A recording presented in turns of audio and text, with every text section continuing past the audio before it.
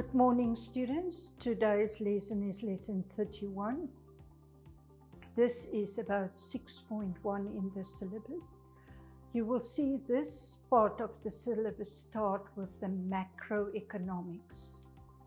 So up to the point 5 in the syllabus, we have mainly discussed microeconomics. So here we start with macroeconomics. That is more global. It has to do with the government and the outside world. Okay, and macro decisions. 6.1 is about the government as a producer and the government as an employer.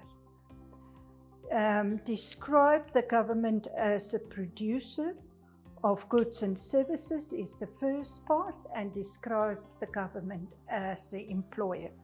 Now, most of you know what this is. So I want you to divide in groups of 4, and each group must make a list of at least 10 businesses where the government acts as a producer, where they produce something. So while you are doing this, take into consideration what public goods and merit goods the government provide. And not only that, look into businesses where the government is took over private businesses, or where the government bought the majority of the shares in businesses. And then after 15 to 20 minutes, you can start and discuss this in the class. So if you come to your 10 points that you have listed where the government acts as a producer, as I already have said, look at businesses where the government have formed natural monopolies. Now, a natural monopoly is like Transnamib, where the government don't allow anyone else to provide a railway service because it will be a waste of resources and our market is too small. Then there's other and public sector businesses that also belong to the government, like Air Namibian, NamPower, NamWater, and MBC. These are all businesses that is public sector businesses. They also call it sometimes parastatals, or they call it nationalized industries. There are also other businesses where the government is involved, and that is like MTC. That is a business where the government is involved. And the government have, in that case, bought the majority of the shares.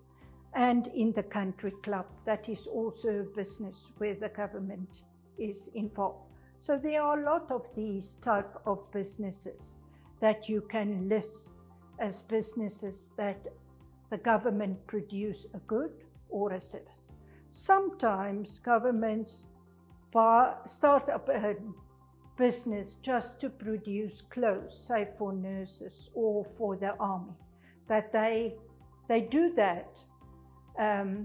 Say this clothing factory that they start up, not only to provide the goods which is needed in the country, but mainly to provide jobs for the people in the country, and then solve, like you know, other social problems which occur due to unemployment.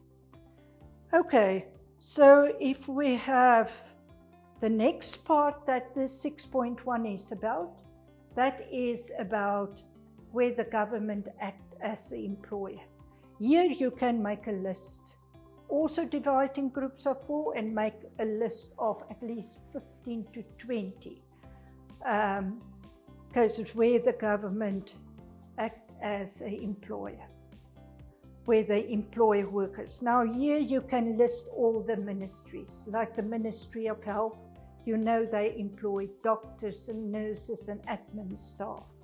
And you can go on about the people they employed. Then the Ministry of Education, they employ headmasters, teachers, and also other forms of management involved in decision making in Ministry of Education and admin staff. And then you also get businesses like MTC, for example, or MBC, where the government employs CEOs to run these businesses. They don't run it themselves. They employ these people and they employ the workers. And then these businesses like the MBC get a certain budget.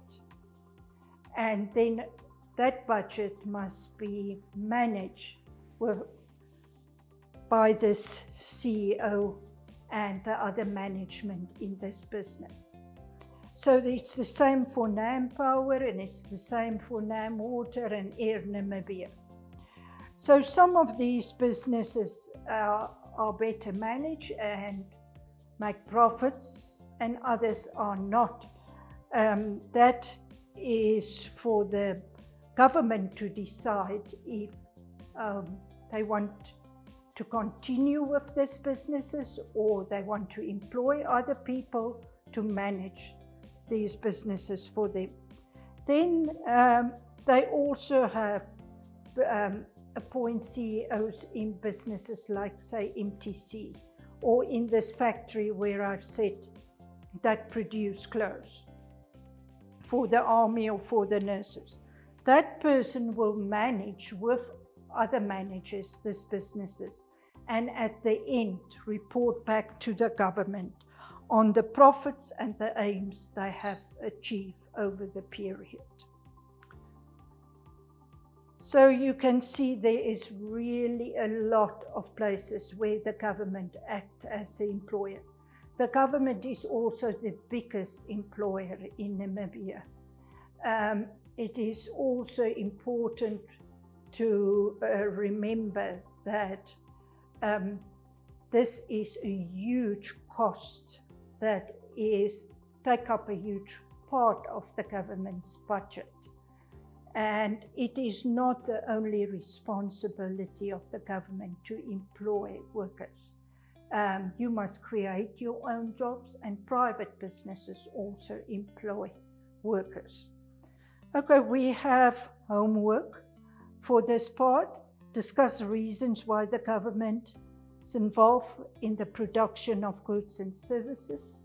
You can sometimes think, like I've said, they provide jobs through doing that, or that you have products that you need in your country, that you are not so reliant on other countries.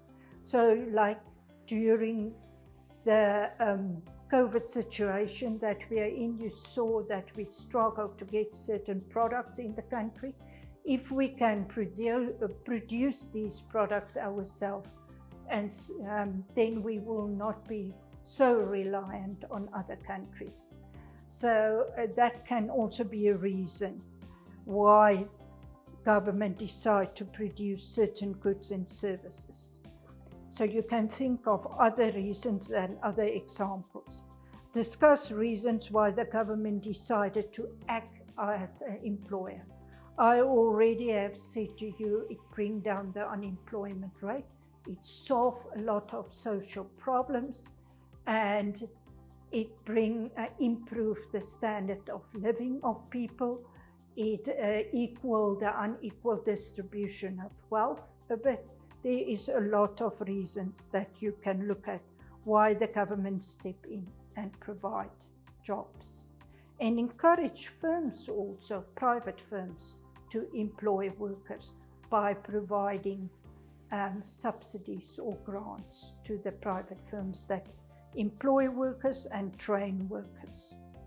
We have examples in Namibia where cement companies have trained workers too, and teach them to make their own bricks and sell the bricks to people that needed to build their own houses. So that is a way of creating own employment and own jobs. That's all for today for 6.1. Thank you.